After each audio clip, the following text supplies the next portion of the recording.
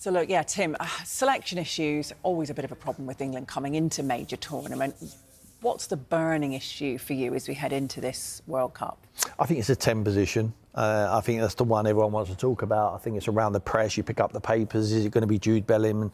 Is it going to be Morgan Rogers? Eze's not even getting a mention. Thankfully for them too, you've got Phil Foden and Cole Palmer out of the equation because they never even selected them. So Thomas has narrowed it down to 3. And he's going to have to narrow it down to 1. I think he should play with 2 of them. I would play on the left-hand side Morgan Rogers. I think he does that for Aston Villa. He drifts off the left-hand side, finds pockets in, no one knows where to mark him. He's not standing out there, but he won't go that way. Thomas has shown his hand in qualifying that he's going to play Rashford out there or Gordon out there. He wants the pace on the left-hand side. Saka will play on the right-hand side. He does drift in. He can play in tight areas in the pockets there. Harry Kane comes deep. So I think Bellingham as the 8, along with Declan Rice and Elliot Anderson, I think if you release Bellingham from that position, he then can run beyond, occupy centre-backs. Harry Kane can come deeper, find the ball on a half-turn, find an incisive pass. I just think we need to keep the ball. It's very hot over there. As a player, it's a lot, you feel the heat a lot more when you haven't got the ball. And you're chasing it around. Your manager might stand on the side of the pitch like my managers have done many, many times and says, they're not hurting us with it. But tell my legs that, please, because I'm chasing it. I'm just chasing it around. My tongue is hanging out. And when I've got the ball, I'm too tired to do anything with it. Rest on the ball. You're going to need to do that at vital times. I think play the players who can keep the ball better. And I think by having Bellingham in there and having either Morgan Rogers, who I would select, over Eze in that position, I think it helps England keep the ball better. Yeah. The Netherlands manager, Ronald Koeman, said ahead of the Uzbekistan friendly that this would be essentially the team that starts the first game, their final friendly. Didier Deschamps said ahead of the Northern Ireland game, this is essentially, give or take, maybe 1.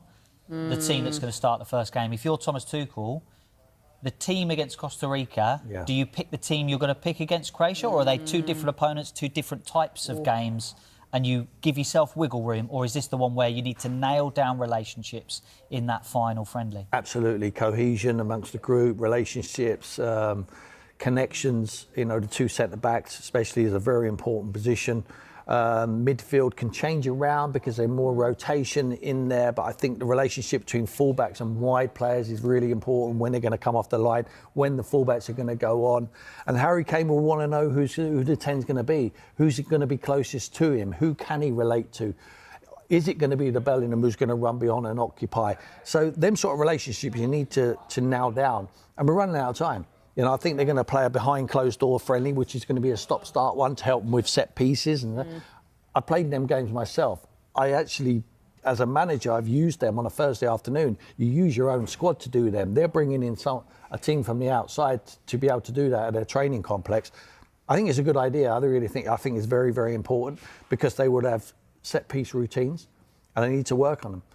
It's no good working on them when your team know where the ball's going to go. So I think it's very good preparation, but for me personally, in this Costa Rica game, I will play the team that will start against Croatia. There's this thing in Formula One where they call it sandbagging your performance level, so you hold a little bit back in free practice or in qualifying, so you've got the pace for the quick laps or race day. I don't know whether you can do that as a manager in football. You hold a little bit back. Maybe it's the set pieces because you don't want to give away what you're doing, but is there an element of a little bit of holding back something for the first game? Well, the only thing he can hold back is his team selection and not show his hand. But as a player, you can't hold back, because if you hold him back, someone else will come in and take your team, your place in the team. So I think it's really important they go flat out now. I think the cohesion and the togetherness, you need to get a rhythm. And I think by playing together more often, I think it helps breed that. Who are your dead cert starters? Pickford, Guy, Declan Rice, Harry Kane. That's not many, I thought. There we are. There we are. I think Reece James is the outstanding right back. I think he's a fantastic player. Elliot Anderson will play 100%. Who he plays alongside that other midfield positions is up for grabs. The left-hand side, I think he'll play Rashford. like I say, I wouldn't. I would, because there's no space in behind for Rashford or Gordon to run into. Latter stages or more finishers when teams need to come out. I think there's more space for them to exploit. I would play someone who can handle the ball in tight areas, like a Morgan Rogers in that position, or an Eze. Probably Morgan, in my opinion. So. On that, will it be an either or will he be brave and go for both? I would go for both. I would play both. I'm not sure he would go. I'm not sure he sees Jude Bellingham as a number 8. But let's look at the opposition in the group stages. Without being disrespectful, we should be picking up enough wins. Like I say, you only need one win to qualify. We should be picking up enough wins, whoever we play. Look, we could pick 2 11s. I've said it time and time again. We could pick 2 11s at England, and they will all qualify to the next stage.